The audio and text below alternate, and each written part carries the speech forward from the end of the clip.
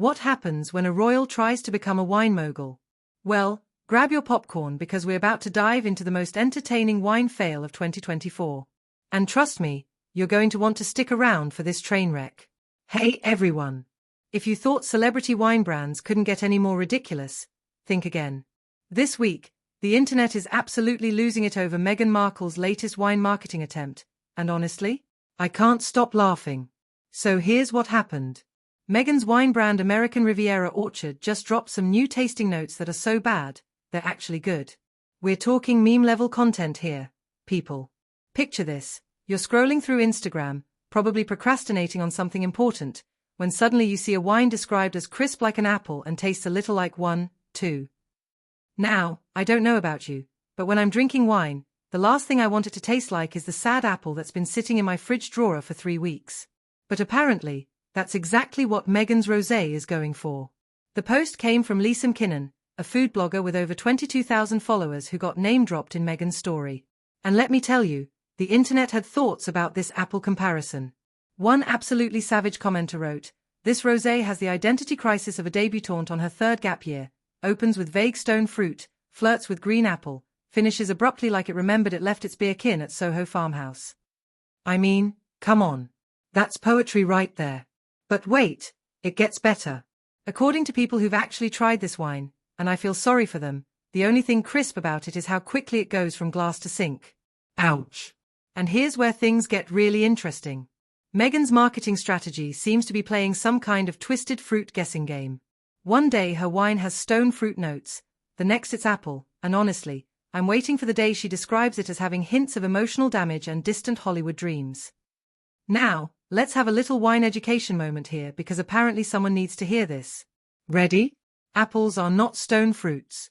I repeat, apples are not stone fruits. Stone fruits are things like peaches, plums, and cherries. You know, fruits that have that hard pit in the middle? Apples are pome fruits. It's like saying a hamburger is a salad because it has lettuce on it. But maybe Meghan just threw some fancy wine words into a blender and hoped for the best. Kind of like how they probably make the wine itself. Speaking of evidence, has anyone actually seen someone drink this wine on camera? Because I've been looking, and all I see are people holding full glasses, smiling awkwardly, with expressions that scream "I'm doing this for you, Meg, but I'm dying inside." Their faces tell the real story, "We love you, but this tastes like regret in a bottle." And if the wine wasn't enough, let's talk about the food posts. Meghan's been sharing what she calls crepes, and I use that term very loosely, that look more like raw pancakes sprinkled with potpourri. One brave soul on the internet described them as chicken fillets covered in mango chutney and purple lettuce. Another person just straight up called them vomit on a plate. I'm not saying they're wrong. Here's what's really fascinating about this whole situation. The accounts reposting Meghan's content? Let's just say they're not exactly A-list influencers.